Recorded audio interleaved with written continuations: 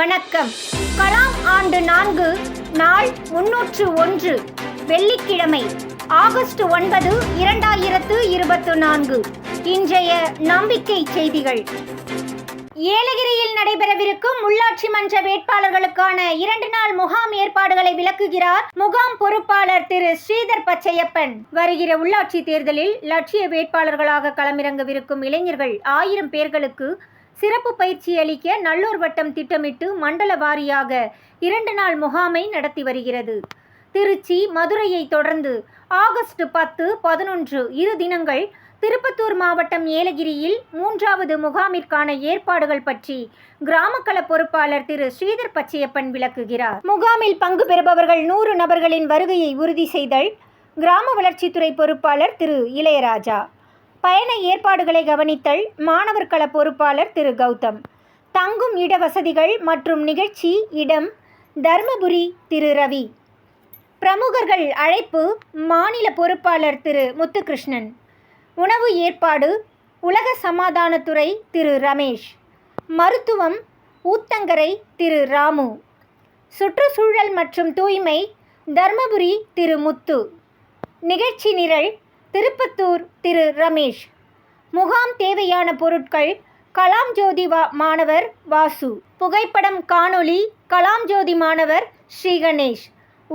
ஒளி கிருஷ்ணகிரி திரு முரளி. பாதுகாப்பு திருவண்ணாமலை மாவட்டம் திரு அண்ணாமலை. நேர மேலாண்மை தர்மபுரி திரு பிரபு என முகாம் சிறப்பாக நடைபெற 13 துறைகள் உருவாக்கப்பட்டுள்ளது. இந்த முகாமில் மக்கள் வழிகாட்டியாக திகழும் பேராசிரியர் திரு பழனித்துறை ஐயா 2 நாட்களும் முகாமிலேயே தங்கி வழிநடத்துகிறார். மேலும் நல்லூர் வட்டத்தின் மாநில வழிகாட்டி திரு அன்பு, மாநில பொறுப்பாளர் திரு முத்துகிருஷ்ணன், கிராம வளர்ச்சித்துறை பொறுப்பாளர் திரு இளையராஜா, மாணவர் கள பொறுப்பாளர் திரு கௌதம் மற்றும் நல்லூர் வட்டம் திரு பாலு ஆகியோர் கலந்து கொண்டு திட்டமிட்டபடி பயிற்சியினை அளிக்கவிருப்பதோடு இம்முகாம் அனைத்து வகைகளிலும் சிறப்பாக நடைபெற ஓசூரில் பிரபல தொழிலதிபருமான திரு லட்சுமணன் பொறுப்பேற்றுள்ளார் என்று திரு ஸ்ரீதர் பச்சையப்பன் தெரிவித்தார். இளைஞர்கள் யோகா பக்கம் திரும்பினால் நாட்டிற்கு மனித வளம் மேம்படும். வடசென்னை உதவும் கைகள் மையத்தில் யோகா பயிலும் இளைஞர்கள். வடசென்னை கொருக்குப்பேட்டை பகுதியில் இயங்கி வரும் உதவும் கைகள் டிரஸ்டும் திருமூலர் உளமை ஆய்வு மையமும் இணைந்து வாரந்தோறும் சனி மற்றும் ஞாயிறு கிழமைகளில் யோகா பயிற்சியினை அளித்து வருகிறார்கள். இதில் இளைஞர்கள் ஆர்வத்துடன் கலந்து கொள்வது மகிழ்ச்சியளிக்கிறது. உளவியல் மற்றும் பல்வேறு நோய்களில் இருந்து விடுபட மூச்சை கவனித்தாலே போதும் என்கிறார் இப்பயிற்சியினை வழங்கும் திரு விஜயநாதன். வடசென்னை மக்களுக்கு சமூக மையமாக விளங்கும் உதவும் கைகள் பாராட்டுக்குரியது. கிராம சபையும் மாண்புமிகு மக்களும் அன்பு பாரதம் போட்டித் தேர்வு பயிற்சி மையம் நடத்தும் கட்டுரை போட்டி. நாகப்பட்டினம் மாவட்டம் அன்பு பாரதம் போட்டித் தேர்வு பயிற்சி மையம் கிராம சபையும் மாண்புமிகு மக்களும் என்ற தலைப்பில் கட்டுரை போட்டி ஒன்றை அறிவித்துள்ளது. இந்திய குடிமகன்கள் அனைவரும் இப்போட்டியில் பங்கு பெற தகுதி வாய்ந்தவர். கட்டுரையின் அளவு A4 தாளில் 2 பக்கத்திற்கு மிகாமல் இருக்க வேண்டும்.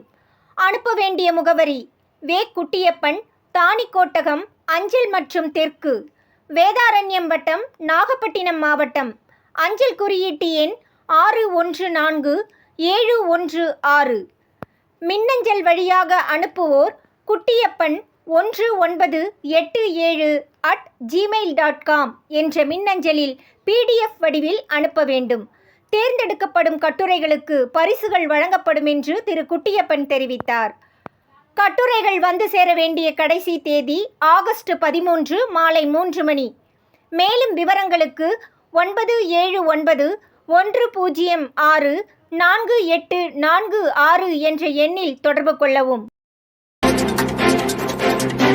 சுப நிகழ்ச்சிகளுக்கு குறைந்த கட்டணத்தில் சொகுசு பேருந்து வசதி. சுப நிகழ்ச்சிகள், கோயில் தரிசனங்களுக்கு குறைந்த கட்டணத்தில் சொகுசு பேருந்து ஏற்பாடு செய்து கொடுக்கப்படும் என அரசு விரைவு போக்குவரத்து கழகம் தெரிவித்துள்ளது.